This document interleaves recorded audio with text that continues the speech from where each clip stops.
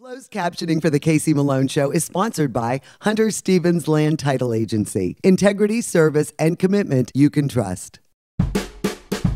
Oh yeah, Casey Malone is serving up local. It's time for the stories of our region, the tastes, the sights, the sounds, and the people in and around the valley. Get ready for some local flavor on the Casey Malone Show. Today we visit one of the top haunts in the state, Gould Brothers House of Horrors. And I prepare fabulous chestnut soup. But first, a visit to an Ohio chestnut tree orchard. Well, you may remember Bob Staley from Winter Green Tree Farm. Well, it's not just Christmas trees. In the fall, Bob has chestnuts. And I am so excited to be here in his chestnut orchards because I am getting a whole lesson on chestnuts. I had no idea we could even grow them in Ohio. Yeah, they don't grow real well in Ohio, but it's possible. How many trees do you think you have here on your acreage? On the entire farm, we have about 30,000 trees. And you planted them. Mm-hmm. And how long before they come to fruition where they can actually bear fruit? Some of them will bear fruit in as little as 3 years, but it's very little. You know, you might get one burr on 100 trees or something like that. Usually by about the 5th or 6th year, they're actually starting to produce. I mean, that is quite a commitment. It is, and the number 30,000 sounds like a huge number, but what we've found is that we plant about 10 for every one that we intend to keep because they don't all do well. What disease or what is the problem that Ohio's kind of a tough terrain for them? One is chestnut blight, which wiped out our native chestnut. Okay. And then we have a variety of other pests, including Phytophthora, which is a soil pathogen, and we've got oak wilt that attacks them, Japanese beetle, Oriental chestnut gall wasp, Asian oak weevil, and Yikes. That's just a few of them. You don't pick them from the trees. They fall on the ground, and they have like a burr is what you call them, but it looks like a porcupine. Right. And then the nut is really protected, and it falls out of the porcupine. That's right. Yeah, it's a very spiny burr that they grow in. They usually grow 3 nuts in each burr. And then when the nuts are actually really ripe, that burr will open up and the nuts fall from it. And that's why you really just pick them up off the ground. Because I had no idea. That's when they're actually really ripe. So that's the burr, and this is what comes out, and like 3 of them, huh? Usually. Not one per burr. How can you tell if a chestnut is good or bad? Are these good ones? Yeah, these are good ones. You want it to be completely filled up, not like wrinkly and that type of thing. Right, and firm. Yeah, firm. A lot of times in the store you may see chestnuts that are kind of dried out. Right. It's okay if you can put a little oil can dent in that, but if it's much more than that, it's, you know, if it's crackly, it's too far gone. And they're not your typical nut. Most nuts have a lot of oil, chestnuts don't, and so they actually dry out, and so they need to be refrigerated. I was just going to say, what is the proper storage for a chestnut? Yeah, you want to keep them in the crisper section of your refrigerator. And how long do you think they'll last? A month or 2. They can't freeze. I can't imagine. No, you don't want to freeze them. Well. Although a lot of my customers will take them and cook them and then freeze them. Oh, and then you could just use them. Then you can use them whenever and you want. recipes and that. You can eat them raw. Let's open Yes. one up. So you don't have to cook them. You know, in the past, when look, one just fell. How awesome is that? A bird just fell. Glad it didn't fall on us. That's all I can say. At least you have a hat on. Yeah, Right. they're an interesting nut because I think they're the only nut that has vitamin C. They also have a lot of magnesium. Let's say you cut down a tree. You know, is there anything that's really good with the chestnut wood?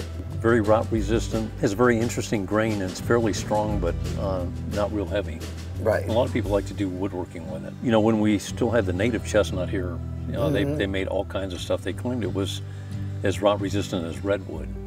Wow. So they made all kinds of different things. Well, then what variety are you growing here? Like, what did you pick up that works here in our climate? These are hybrids. They're part Chinese and part American. This was the first commercial orchard I put in, but after this I planted an orchard with about 5,000 trees where I tried all the different genetics and combinations thereof. And we kept track of what did well in this part of the country. And then we thinned them down from 4,424 trees down to less than 400. And by that time we were choosing based on whether we like the taste or not. Now the seed that I get out of that orchard almost always produces a nice chestnut.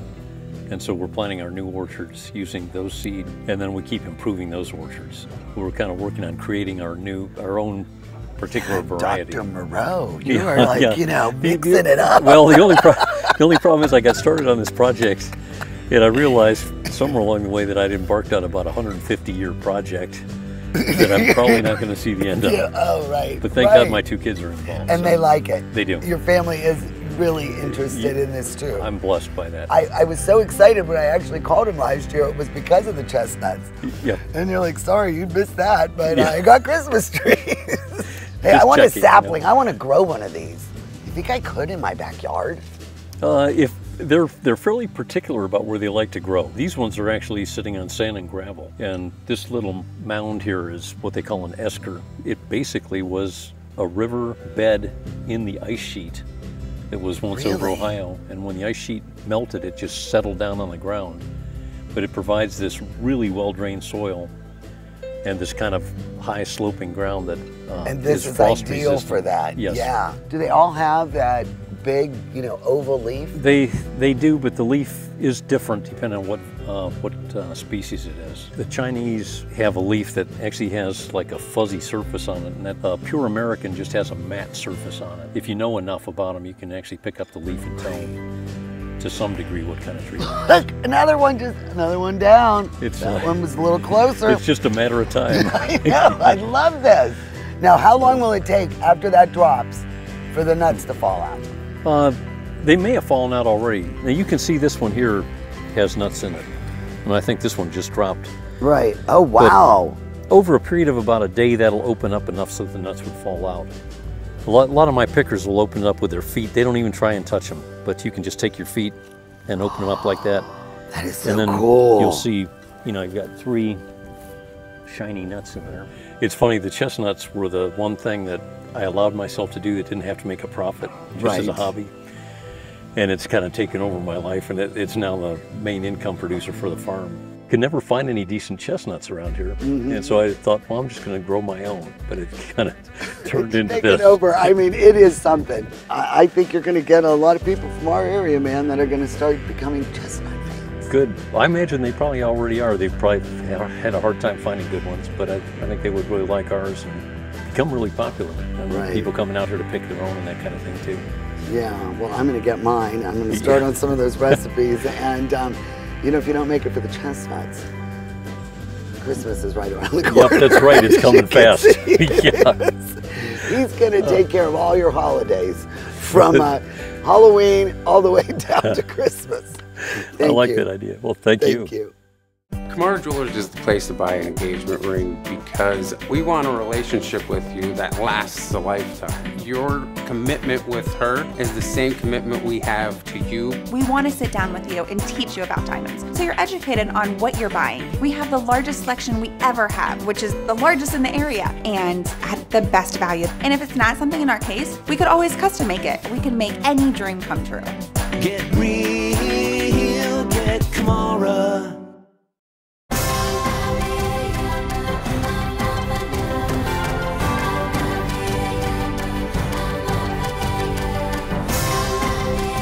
Join the Island Purple Cat family. Employment opportunities are available. Given is living. Join the Island Purple Cat family. Employment opportunities are available at $13 an hour. Given is living. Rulli Brothers has a great choice of quality cheeses. We use our relationship with Old World Houses to specially select the product and then have it custom cut and packaged by our own local artisans. At Rulli Brothers Market, our family is in the store. Locally sourced is good, whether it's ingredients or a bank, and that's why my bank is Farmers National Bank. Since 1887, Farmers has remained rock solid through every economic condition. Having a bank with a history of safety, soundness, and conservative management is a must. It all boils down to this. You need a bank that will help you reach your goals. I do too, and Farmers is mine. Farmers National Bank, rock solid. You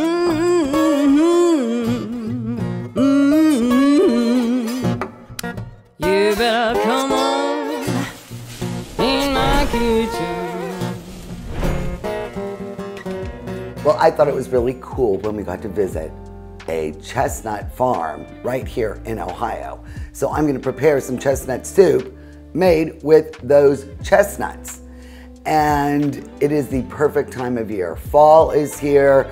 We've got all the holidays coming up and chestnuts work perfectly. Thanksgiving and Christmas. I've made cookies, I've made hummus, I've roasted chestnuts, but I've never mastered the chestnut soup. And I've been experimenting, and I think you are going to really enjoy this recipe. So let's go over the ingredients and we will prepare chestnut soup. For this recipe, you'll need 4 slices of bacon, 1 tablespoon of unsalted butter, 3 carrots peeled and sliced, 2 stalks of celery sliced, 1 leek, white and light green parts sliced, 2 shallots chopped, 4 cups of chicken broth or stock, 1 teaspoon of chopped sage, 1 teaspoon of thyme leaves, 1 bay leaf, 2 cups of roasted chestnuts, about 2 dozen, and save 2 for garnish. 1/2 cup of heavy cream and dry sherry, crumbled bacon, and chopped chives for garnish. Well, I've already pre-roasted some of the chestnuts, and let me tell you, when I was out at the farm, Bob gave me a good trick that I wasn't aware of. I used to mark them with the X, and I'd bake them in the oven, but I've got a way quicker way to deal with it. So what you want to do is take the flat part of the chestnut and just pierce it with a knife in an X. Okay, and then you go the other way.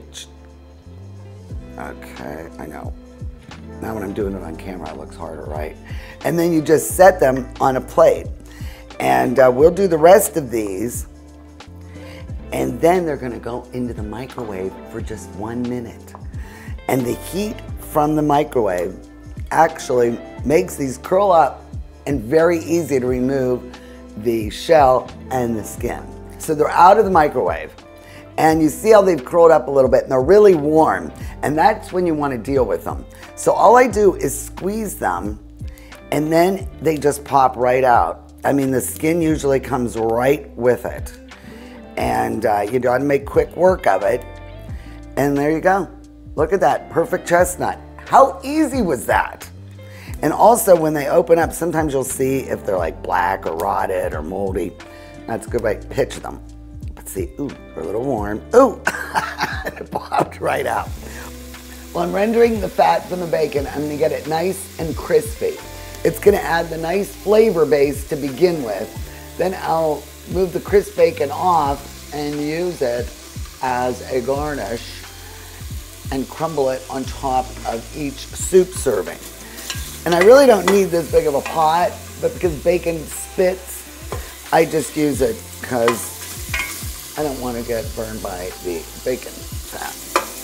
So I'm just waiting for this to get nice and crispy, and then this really moves along quickly once we get the bacon cooked. So the bacon is nice and crispy. So I'm gonna remove that and let this fat drain off on this paper towel. And then I'm only gonna need about a teaspoon of the bacon fat. So what I'm gonna do is I save my bacon fat because Ken likes dirty eggs and I like it for my ginger snap cookies at Christmas time because I use bacon fat instead of butter. Oh, they're so good. Anyhow, so I'll save that and then we'll get ready and we'll start adding everything else into the pot. So now we've got about a teaspoon of the bacon fat. I'm going to add sizzle.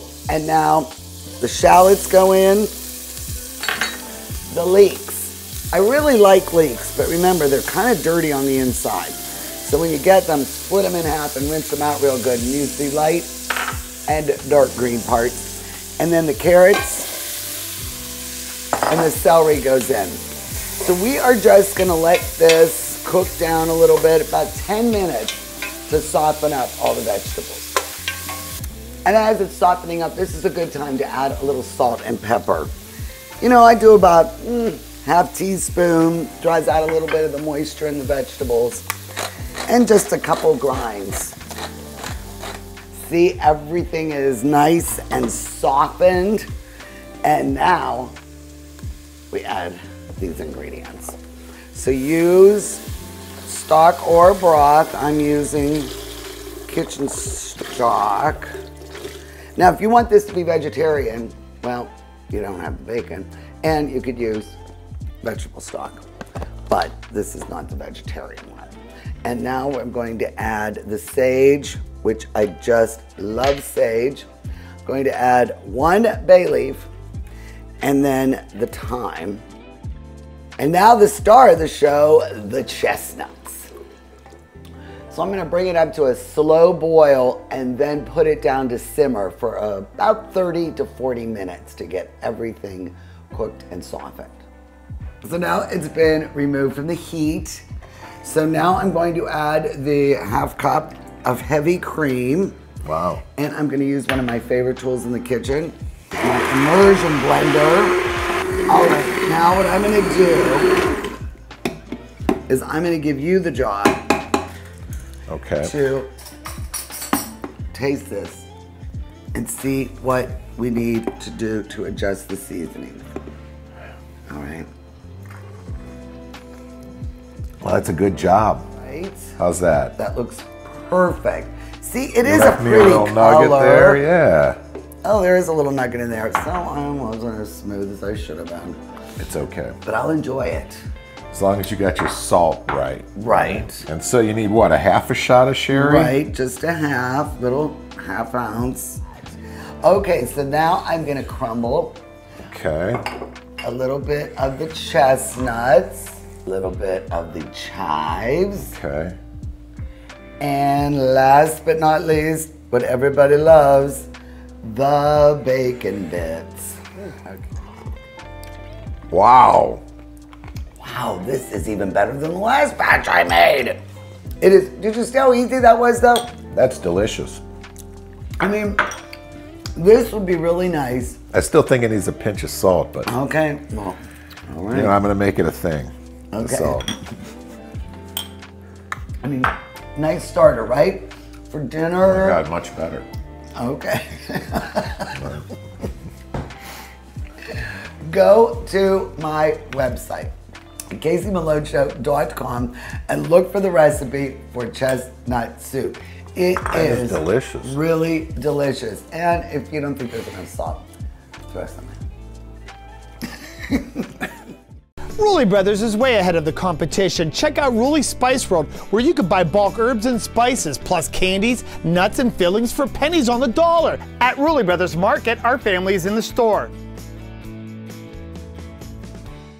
I'm Elizabeth Bernard. For more than 30 years, I've provided our Valley with sound legal advice. My associate Jennifer Righetti and I will be your legal representatives if you're involved in a car, truck, or motorcycle accident. Don't try to handle it yourself. We'll navigate the red tape of dealing with doctors, medical insurance, and all the obstacles that you'll face. Remember, there are no upfront fees on personal injury cases, and hiring a lawyer does not mean you have to go to court. Call attorney Elizabeth Bernard, local legal experience for more than 30 years.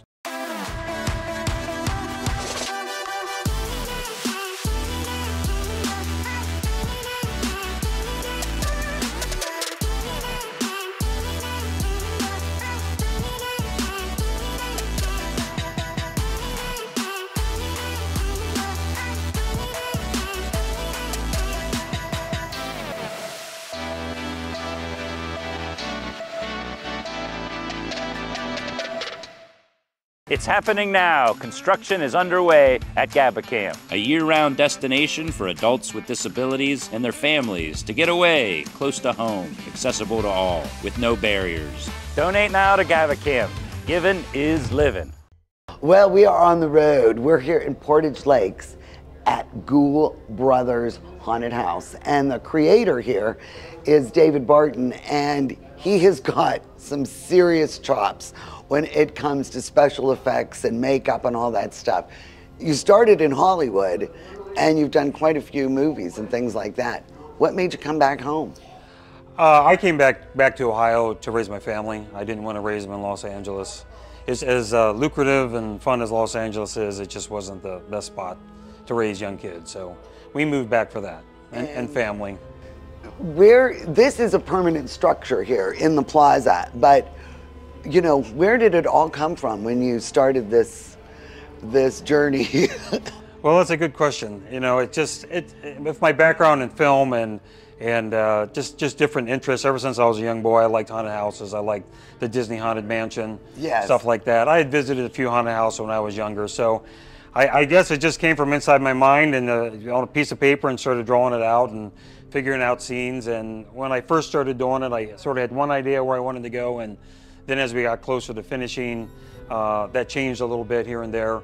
Some of it, I've been collecting like different props and stuff from garbage dumps and sides of roads and antique shops for 20 years. And so at a certain point when you're designing a scene, you kind of look at what do we have a lot of? What do we have that will fit a certain, motif or whatever for a room? What is the most frightening thing? Unexpectedness? Gore? What do you think? Yeah, it's usually in a haunted house, it's always what they call the jump scare, where somebody just jumps out and scares you, but that's kind of like the low-hanging fruit. You know, it's like you can, anyone can do that. You know, you're just in a dark spot, you jump out. So we try to add in the creepiness factor. You know, we try to have the sets that give a certain feel or a certain psychological idea behind it that hopefully, there's certain things I think that people read a certain way. So we try to build it up to just have an overall feel that will add to the creepiness. And there's some people that will just never be scared. They'll come through, they'll just laugh and have fun. So kind of our motto is if we can't scare them, at least entertain them, amuse them. Yeah. But there's things that scare me. I mean, there's scenes and things that What just scares from childhood. you? Yeah, that's a good question. What scares me? Canned goods that have gone bad, It's like, that scares me, So I have a film I directed, bad vegetation. Just from something as a child. I didn't eat any, but I was in an old decrepit house, and we would take the cans off shelves. The house was crumbling, but the lady had done a lot of canning, and we would take the cans and throw them, and they would just kind of explode because they were full of gas and stuff like that. So that's scary to me, and I try to incorporate jars in some of the scenes and stuff. And so where do you draw your inspiration? It's hard to say. I've certainly read a lot of like horror books. I've seen a lot of movies. I've read a lot of magazines, worked on a lot of film sets, and Stephen King, people ask him, where does he get his ideas from, And he says they're just in the air floating around and he's just able to funnel them in. So I don't have any better answer than that, honestly. I had a regular childhood. I had normal parents, normal upbringing. So I'm not sure where exactly it came from, but I just observe a lot of things in life, and I guess ultimately they collect together and eventually it formed something. So that's about the best I can say. What movies that you've done, what do you think are some of your better special effects?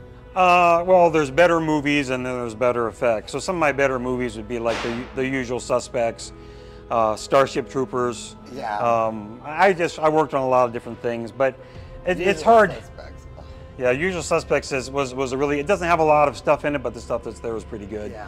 It's like you get on certain films, you wish you had more, and you got something small, and then the films that, didn't turn out so good, you wish you had, it's just one of those things. It's the grass is always greener kind of thing, but it's hard to say. I haven't really thought of it like that, like what's my favorite or what's my favorite film. There's different moments. Every film has its challenges, Some of the effects and the props, are you able to just take them from the film sets, or do you have to like steal them? How does that work? If it's a film that I worked on, then and it's something I'm doing, usually I end up with whatever's left over at the end. And you have some from here? Well, I have some that are here. I didn't steal them. I didn't necessarily work on the films, but we acquired them. But we acquired them legally. No, but we did. But I've got major film props like from the movie Pacific Rim, Resident Evil 4, from Jurassic Park 3. We have one of the egg hatchers that the only one in the film that's not smashed. They go back to the island and they're looking at everything. The only one that's not smashed, we've got that here. We've got some things from Hunger Games. We've got props from other movies. And we don't put a name tag on it and say this came from Jurassic Park, but the stuff's there and if people can kind of look out for it, they might see it. For the first timer here, what should they expect out of this haunt? they should expect a cacophony of sights and sounds. Ooh, and the word. Yeah, cacophony. That's kind of a good word, but that's sort of what it is. We try to overwhelm the senses. So we try to have monsters hitting you from different angles. We try to have things so there's always something to look at. There's always something unexpected. You know, you might be afraid you're going to get eaten by a big monster, something like that, you know. But my goal on this is just to kind of overwhelm the senses.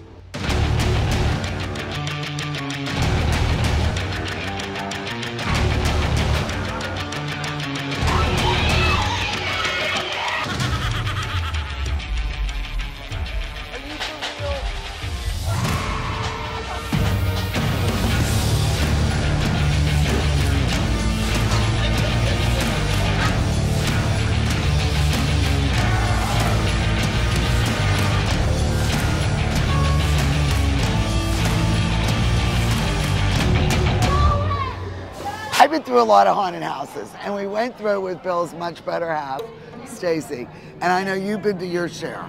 What did you think? It was fantastic. It was the best one I've ever been to. Honest, how many scenes? It was the endless. longest, yeah. I mean, these people are crazy, and there was so much to see. And I give it a double thumbs up. I really loved it. Highly recommend. I'm telling you, Scream13.com. It's right here in Portage Lakes in Akron. And this David, oh my goodness. It really is worth the trip. I loved it. The Casey Malone Show is sponsored in part by Denise and John York and the DeBartolo Corporation.